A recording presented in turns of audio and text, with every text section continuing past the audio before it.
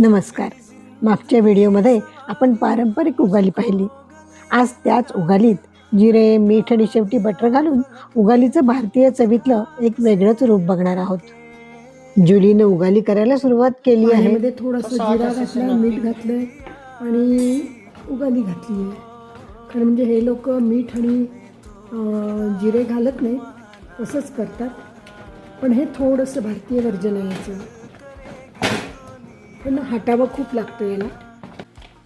जुलीनं आणखी थोडीशी उगाली घातली आणि परत उगाली मिक्स करायला सुरुवात केली.